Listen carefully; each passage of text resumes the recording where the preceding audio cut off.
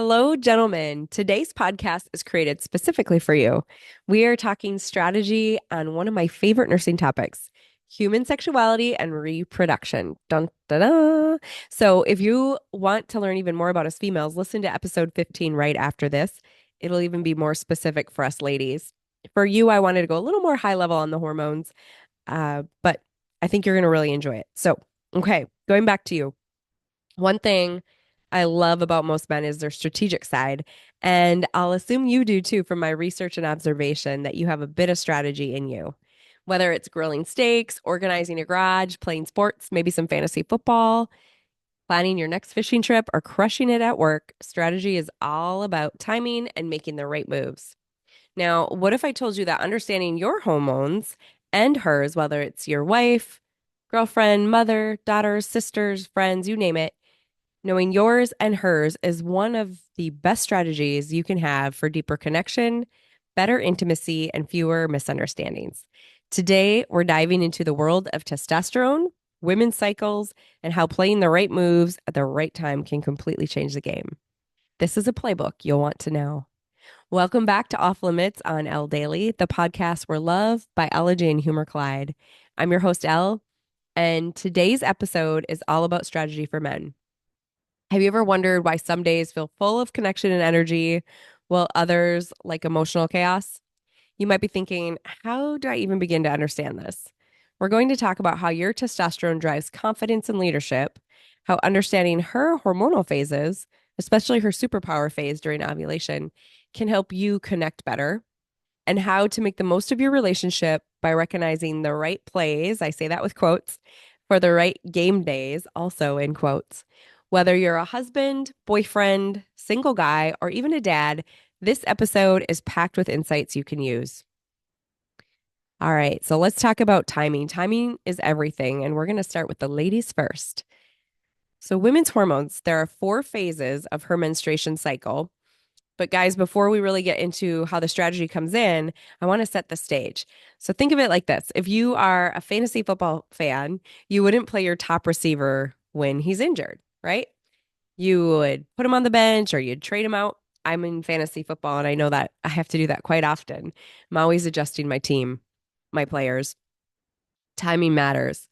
Or let's say you're a big fisherman, or maybe you're one that takes, my nephew loves to fish. So I know for when my dad or brothers take him out, he's got a different bait for every fish he's trying to go after and different timing of the day. They also have different locations of the lake. So it's all about the right bait, the right catch at the right time. So putting that little analogy into understanding the menstruation cycle and the phases, this isn't just helpful. This is an absolute strategic advantage for you. Here's the fun part.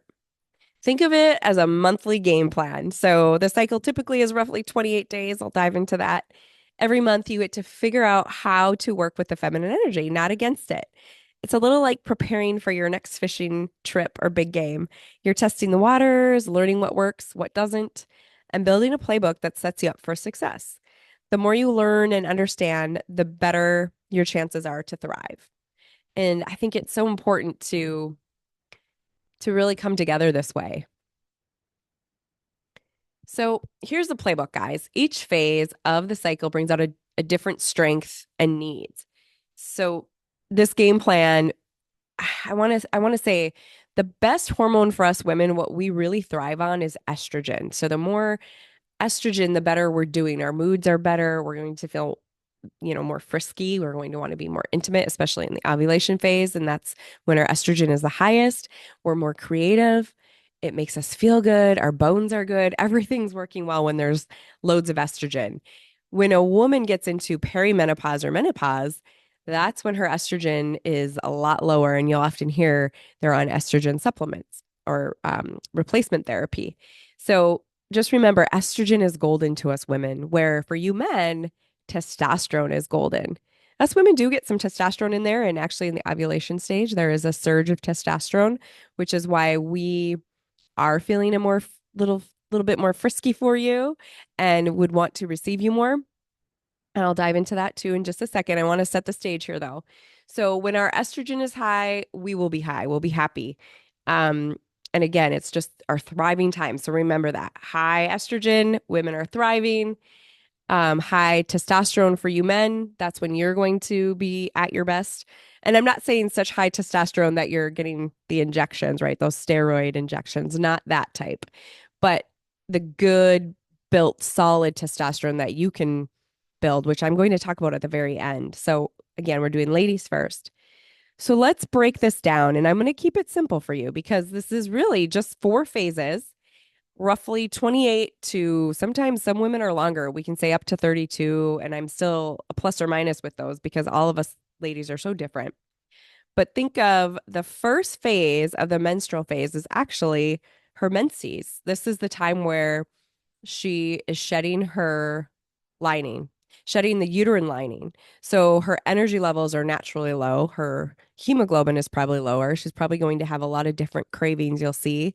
So there's a lot of physical signs that you can see when a woman is menstruating because she's naturally a bit more tired, maybe irritable. Her emotional connection is lower, less drive and motivation. And this is a time where you definitely don't want to plan a really sexy, fun date or maybe a time to avoid going on a fun cruise or vacation. And she'll know this as well. The woman that you're with will know this, or the women in your life will definitely know this. But for if you're a dad and you've got teenage girls, this is something you're going to want to consult with them and try to avoid this phase of a trip. This is when she needs more rest and support. Okay, so how about I do this? I'm going to step back and just say the 4 phases. So your menstrual phase is the shedding of the lining, uterine lining, the bleeding phase. The follicular phase is when her energy is starting to go back up. That's day 6 to 14-ish. That first phase of the menstrual phase can be anywhere from 1 to 5 days. Typically, some are less, some are even more than 5 days. Oh, I feel for them. Um, and then the third phase is our best phase. That's the ovulatory phase or the ovulation phase. Roughly, the books will tell you 15 to 18 days. I know that this isn't even correct for me because I'm about 12 to 16. So again, you're going to have to start to find out what the ladies in your life are. But this is our peak connection time, peak intimacy time. And then the final phase is that luteal phase where things are changing again. The estrogen starts to drop, progesterone is kind of a mid phase, and that's promoting a little calmness and nesting. But this is almost as you get towards the end of the luteal phase, is where you're in that PMS. You know, when you hear the PMS, pre-menstrual phase, right? So let me just now take it back again to kind of explain these hormones.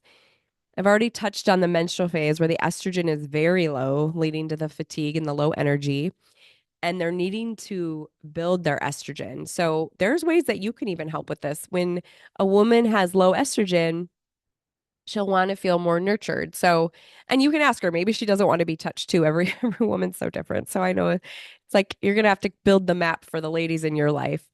But in general, most, to build up their estrogen, you could draw them a hot bubble bath. You could provide them with some chocolate. You could grill them a steak if they're meat eaters.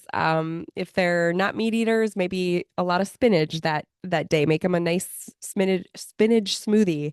Um, and then their oxytocin is a little bit lower, so their happy side, them, a little bit less emotional connection for them. So might even just be giving them that space. Their testosterone is also lower at this point, so they're going to have a little less drive and motivation.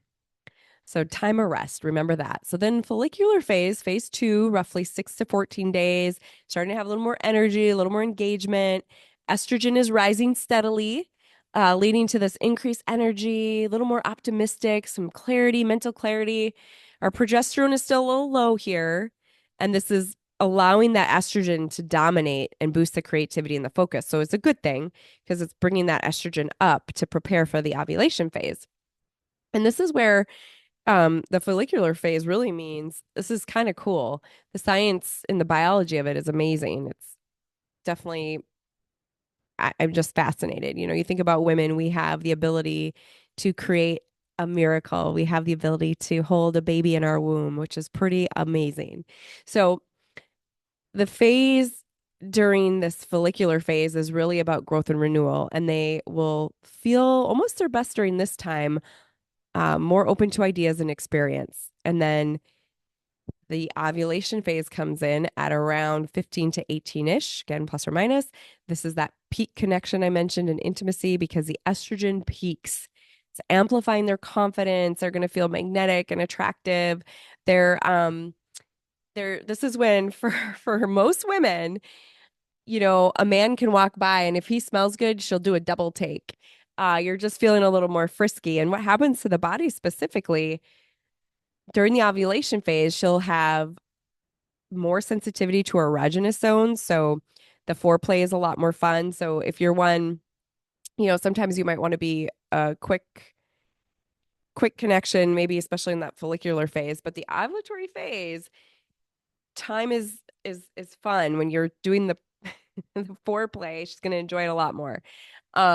You'll find that she's wetter down there. And this is again because if you're trying to create a baby, it carries the sperm up to fertilize the egg, right? When the sperm meets the egg, that is that's the reason to have this extra it's almost like a mucus that happens for the ovulation phase. And I know this might be too much information, but I think it's important for you to understand it. And then, like I said, the erogenous zones, the cervix will be a little bit harder. So she's able to orgasm easier. All sorts of goodness is happening here. And then on her creative side, of course, you're going to see that this is the time if you want to have a conversation or you want to go on a trip, really good time to do it. Or right at the follicular phase too, because if she will be able to create at this point if she's in her age bearing years. And then the luteal phase, let's talk a little more about this. This is where you're going to need to bring in some patience and kindness. Her estrogen is now dropping, leading to lower energy, a little bit more of the mood swings. This is where you do start to hear the PMS little note. I wouldn't ever say, "What are you PMSing?" That doesn't go over very well. This is more you just want to kind of provide that nurturing, that support. Um, and her oxytocin is lowered to kind of declines towards the end of this. So she's reducing her emotional openness. Testosterone is also dropping, whereas her reduced libido and motivation, again, is going to be happening like it would be during the menses time. So this phase is really marked by introspection and preparation for menstruation. And definitely more sensitive. Self care becomes essential here. And so because I know strategy resonates, let me kind of give you a funny personal example. So I haven't shared this on the podcast. If you follow my Elle Daily on YouTube, you know that I have had a hysterectomy. I won't go into all the details, but I'm in an early perimenopause. But even with the hysterectomy, they did leave my ovaries, and ovaries is what has most of our hormones besides the uterine aspect, which I don't have, but I still have those ovaries that secrete for the ovulation phase. And let me tell you, my hormones are still flowing. It is very prevalent. I'll even know, even though I don't get the menses or the period, I still have the surge where I'm losing that estrogen. I'm definitely more in the progesterone side and just feeling funky. So here's what'll happen to me. And this is why I want to say never take things personal when we are in that premenstrual and that menstrual phase, because me even being single, just a career woman, if I'm in this phase, I'll tell you that I can lose my mind over the dumbest thing. Something as simple as a technology issue, maybe my Wi-Fi is acting up, or me turning the wrong way and all of a sudden my GPS is recalculating. Oh, I hate that. But most days, no big deal. No big deal at all. But on this menses day or premenstrual, it could just make me fly off the handle. I'll be so irritable and I might say something like a full on, motherfucker, I swear, I full on swear. So I'm just saying that, I'm a single career woman, no kids, no husband. So now imagine a woman that has a full-time career or she's a stay-at-home mom. And stay-at-home moms, they can never really get away if you think about it. The career mom can at least get away for a short time and then but I just think both of these women that have a full-time career at home or a full-time career away, they're always in the thick of it. The kids, the husband, the house, there's no escape. At least I can retreat, or some of us career women can without kids and husband can retreat and reset when needed. But a mom who's constantly surrounded by family doesn't have that luxury. So even if you're a son listening to this and you maybe you're a younger teenage boy at home and you know how your mom is doing, you can probably spot when she's in this menstruation or premenstrual time because she's going to be a lot more irritable. So that's just a time to give her some grace. So guys, if you are wondering why your wife, girlfriend, mom, close female friend seems to be in her loss of patience or out of nowhere just gets a little cranky, just think about the mental load that she's carrying, and add those hormonal shifts on top of it. Trust me, it's never personal. So the more that you can just think, okay, it's not about me, it's about her. She's just in that phase. It's the phase she's in right now, and she'll come right back around. I always like to say, us ladies, the sun is always out. It just might be a cloudy day, right? So just wait for the clouds to go or the rain to go. There's always sunshine there. The sun comes up, it rises every morning, and it sets every night. So I want to reassure you on that. So going back to the single career woman too, I want to focus on that. There is a time that a woman that is single will also need a little extra affection during that menstruation phase or not premenstrual phase because of her low estrogen. And even more so than maybe because, a mom has the love of her children, giving her hugs and kisses, or the husband. A woman that is strict career with living by herself, a solo woman, even though she can retreat on her own, it takes a little more effort to build that estrogen. So it might be, getting together with the girlfriends, taking a hot bubble bath, or going on a date. You could take her on a date if she's in the mood to get out and about. That will build her estrogen, but she may not feel as excited to get out and about because she might be a little more crampy and tired and irritable. So just something to think about. All right. So I know that was a lot, but I hope let me know if there's any questions. Write in the comments if you need any more details. I'm happy to provide that. But I want to go on to you. Let's talk about the men. So testosterone, this is your power play. And what's beautiful about you men is you balance us out.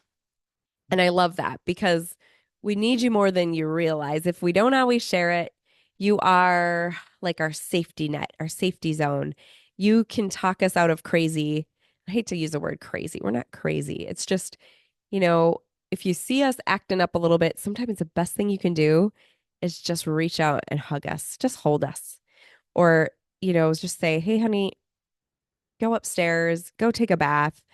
I'm gonna stay here with the kids. I've got this. Like I've got you covered. There's just a way that you just put us at ease. So, all right, let's get back to you then. So testosterone, it's your secret weapon. And you're much more stable than us with your hormones. Yes, you still have cycles, especially with the moon cycles, but testosterone fuels your energy, your drive, your confidence. When it's high, you are ready to lead, to take risks, to connect. But when it's low, you might feel a little tired, irritable, less motivated. So I want to kind of help you keep it in check. Here's your game plan here.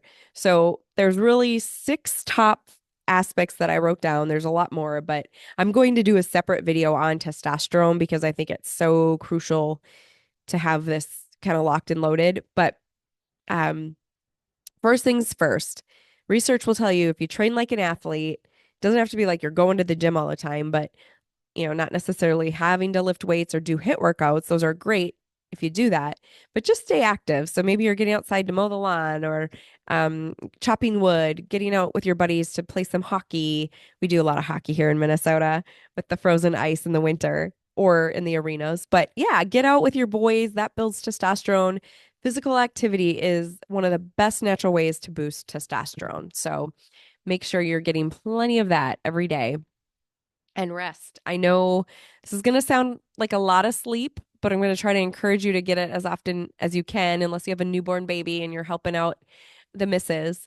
But aim for 7 to 9 hours of quality rest every night. And I know that sounds like a lot. I'm lucky to get 7, but the older I get, the more I really thrive on more. So, yes, I'm going to encourage you to get as much sleep as you can. It is definitely a healthy hormone producer or produces more of your testosterone. Fuel your body. So the rich protein, lean protein, protein that is free from hormones or antibiotics, good healthy fats. Back in the day, I know when I was growing up, everything used to be fat free. We were even, gosh, we were using margarine. Do you remember margarine? Can't tell you the last time I've used margarine. So yeah, stay away from the bad oils, the olive oil is fantastic. That's a healthy, great fat. Butter, like I said, the meats, bacon even. Um, but just avoid the fake oils, like the I can't even think of the name right now, you guys. Canola. Canola oil is a big one to avoid, and high fructose corn syrup, big one to avoid. Zinc is a good one to add to your diet. So we'll leave it at that. Like I said, I'm going to do another video on this, but lean protein, healthy fats. Um, and that'll build strong foundation for you.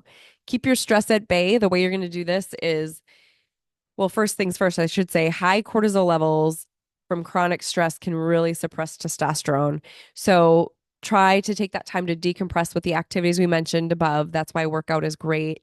Or hobbies. I know this is where you can use um, golf or any of your hobbies to your advantage. Just tell your wife, honey, I got to build my testosterone up a bit. Get out and golf, go do your sports, spend time outdoors.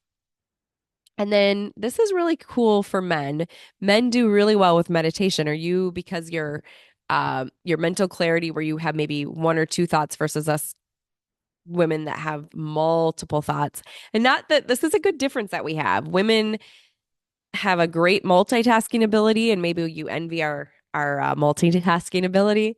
But the reason meditation is crucial for you, you think about most men that are, or most monks, actually all monks are men, aren't they, you guys? Yeah. So engage in your meditation or prayer. Regular meditation, spiritual practices can really help lower the cortisol levels and improve that mental clarity.